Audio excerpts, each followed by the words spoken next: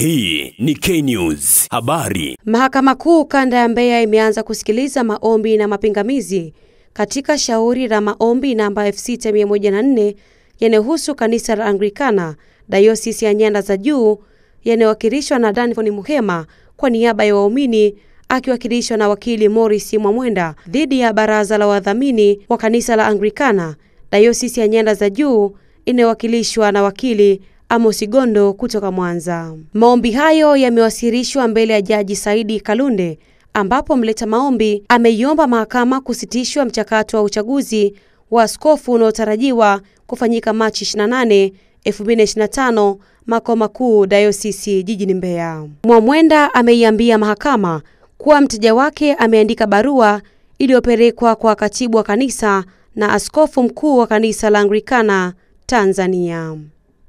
Hata hivyo, barua hiyo ilijibiwa kinyume na katiba ya kanisa la Anglikana kwani yaliyofanyika yalifanywa kupitia rasimu ya katiba. Aidha, wakili Amos Gondo amedai mleta maombi hana uthibitisho wa kuwa yeye ni muumini wa kanisa la Anglikana. Muombaji hakufuata utaratibu wa kanisa kwani suala lake lilipaswa kupelekwa kwenye nyumba ya maaskofu badala ya kulipeleka kwa mtu binafsi na mahakama, ambapo alinukuu kesi ya Askofu Edward Mwikali dhidi ya kanisa la KKT ambapo mahakama iliondoa shauri hilo. Gondo ameiambia mahakama kuwa maombi hayo yaondolewe kwa gharama. Wakili Mwamwenda amesema hoja zilizotolewa na mjibu maombi hazina mashiko kwani hakuna kesi ya msingi iliyofunguliwa, hivyo haoni sababu ya kuondoa maombi hayo kwa gharama, hivyo aiomba mahakama kuzuia mchakato wa uchaguzi unaoendelea. Baada ya kusikiliza pande zote mbili, Jaji Saidi Kalunde amewauliza mawakili wa pande zote mbili lini tarehe ya kutolewa uamuzi, ndipo wakili Mwamwenda ameiomba mahakama kutoa uamuzi leo kwani bado uongozi wa kanisa unaendelea na mchakato wa uchaguzi. Jaji Saidi Kalunde ameahirisha maombi hayo na mapingamizi hadi saa 11 jioni Machi 27, 2025 atakapotoa uamuzi. Kabla ya kusikiliza maombi tulitanguliza mapingamizi ya awali yaliyokuwa na vipengele 6. Kwa neema ya Mungu mahakama imesikiliza mapingamizi yote 6 na pamoja na hayo ilikuwa ni kuhoji mamlaka ya mahakama hii kusikiliza haya maombi, lakini pia tumehoji uhalali wa maombi yenyewe kuendelea kuwepo hapa mahakamani, na mahakama imeamua kwamba maombi haya hayana uhalali wa kuwepo hapa mahakamani na imeyatupilia mbali kwa gharama. Kwa hiyo ni hayo tu yaliyotokea mahakamani hapa mpaka muda huu. Nafikiri ni saa 2 usiku ndipo mahakama imeweza kutoa uamuzi wake wa mwisho. Na kwa faida ya msikilizaji au muumini angependa kujua mapingamizi gani ambayo ninyi mliwasilisha hapa? Kama nilivyosema, mapingamizi yalikuwa na hoji kwa mamlaka ya mahakama hii kusikiliza hayo maombi, lakini pia pamoja na mambo mengine mapingamizi yalikuwa na hoji uhalali wa maombi yenyewe kuendelea kuwepo hapa mahakamani. Na mapingamizi hayo yameletwa na wateja wangu ambao mimi nilikuwa nawakilisha, askofu wa Diocese ya Southern Highlands Mbeya, kanisa Anglikana, pamoja na bodi ya wadhamini ya kanisa Anglikana Tanzania. Ni wakili niliyekuwa namwakilisha mleta maombi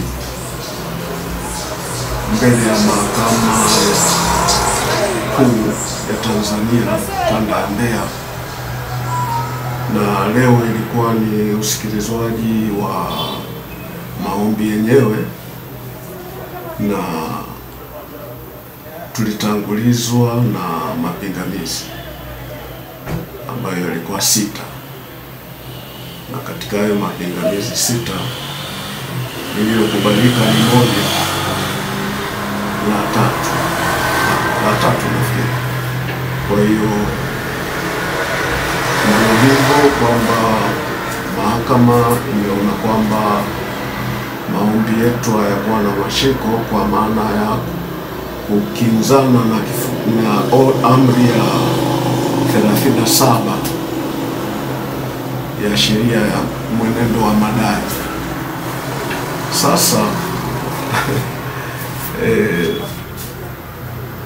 mahakama, sheria ni tafasiri, na katika mwenendo huo sisi tulikuwa tunapinga hayo mapingamizi kwamba hayana mashiko, lakini mahakama imeona moja ndio lina mashiko, kwamba yangekuja na shauri mama. Lakini sisi tulijaribu kusema kwamba maombi yetu sisi hayakuwa na sababu ya kuja na shauri mama, kwa kuwa nia yetu ilikuwa ni kusimamisha mchakato wa uchaguzi kutokana na kasoro zilizokuwepo. Na katika kifungu hicho tulichosema hakikuwa kinaeleza jambo lolote juu ya uchaguzi. Sawa. Kwa hiyo tukasema kwamba kwa vile hamna hili jambo katika hiki kifungu, tuende kutumia vifungu vingine. Lakini kama ilivyo mahakama kawaida, kesi ni nani unamkuta mezani. Tumekubali na tutaangalia hatua zingine baadaye zitakazofuata. Na kesho katuambia shauri hili namba 6104 ulileta hapa kwa madhumuni gani, na ombi lako lilikuwa ni nini kwa mahakama?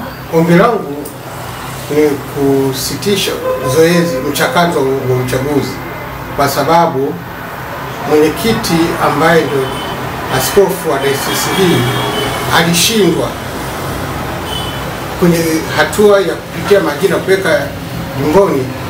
Aliamua kuwatoa wajumbe muhimu ambaye mwenyekiti wa nyumba ya walei na nyumba ya wahudumu, kwa ili aweze kupindisha sheria ya uchaguzi. Ili alijua wale kwa nafasi zao wanaweza katoa hoja za msingi, naye akashindwa kutetea hoja yake, akaamua kutumia nafasi hiyo kuwatoa, ambao ni mimi na ndugu Goodluck Mlelwa, mwenyekiti nyumba ya wahudumu. Kitu ambacho mwenyekiti nyumba ya walei anabeba walei maana yake ni Wakristo wote wa diocese na ndiye msemaji wao. Kwa hiyo ukimtoa huyo, maana yake unatoa nguvu ya Wakristo kwenye diocese husika, na ukimtoa mwenyekiti nyumba ya wahudumu, maana yake unamtoa msemaji wa wahudumu, maana yake ni mapadre na mashemasi kwenye nafasi ile.